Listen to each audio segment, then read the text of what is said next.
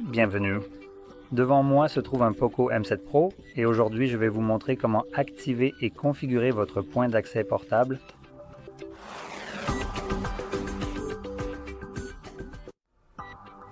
Pour commencer, faites glisser votre doigt vers le bas depuis le haut ou le côté droit de l'écran, comme ceci, ce qui fera apparaître vos raccourcis, et ici, cherchez le raccourci point d'accès.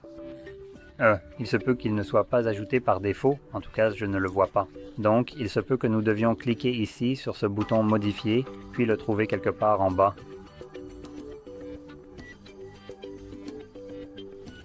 Ah, il est juste ici. Comme vous pouvez le voir, ça ressemble à un maillon de chaîne. Il y a écrit point d'accès en bas. Cliquez sur le plus et il sera ajouté. Maintenant, nous pouvons cliquer sur la coche et y accéder. Maintenant, à partir d'ici, maintenez à nouveau ce bouton et cela vous amènera rapidement aux paramètres où vous pouvez personnaliser le fonctionnement du mode, mais plus important encore, sous configurer le point d'accès portable, vous pouvez modifier le mot de passe généré aléatoirement. Il est assez mauvais, donc je vous recommande vraiment de le changer.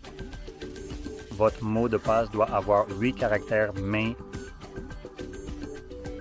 Voilà. Et à partir de là, vous pouvez cliquer sur la coche pour enregistrer ce changement. Nous avons aussi des options comme la sécurité et masquer le SSID. Je ne recommande pas de modifier ces paramètres. Et vous avez également quelques autres options ici, mais par défaut, le point d'accès est configuré de manière à fonctionner avec le plus grand nombre d'appareils, à vous offrir une protection et c'est généralement bien. Pour un point d'accès mobile que vous pouvez créer avec votre téléphone, ces paramètres conviennent. Maintenant, si vous cherchez quelque chose de plus avancé, vous pouvez aussi explorer par exemple les bandes AP et ce genre de choses. Mais si vous ne savez pas ce que c'est, je vous recommande de laisser les paramètres par défaut.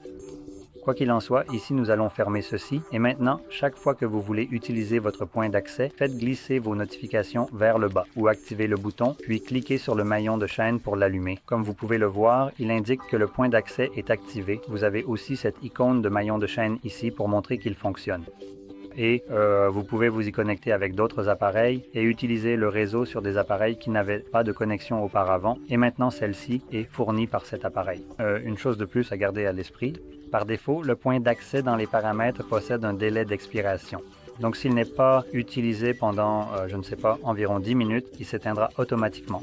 Je recommande de garder cette option activée car le point d'accès consomme davantage la batterie de votre téléphone. Donc lorsque vous l'oubliez, c'est un bon moyen pour qu'il s'éteigne automatiquement et que la batterie de votre téléphone ne soit pas gaspillée.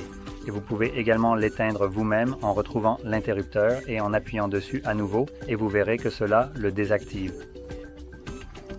Cela dit, j'espère que vous l'avez trouvé très utile et si c'est le cas, n'oubliez pas de liker et de vous abonner. Merci d'avoir regardé.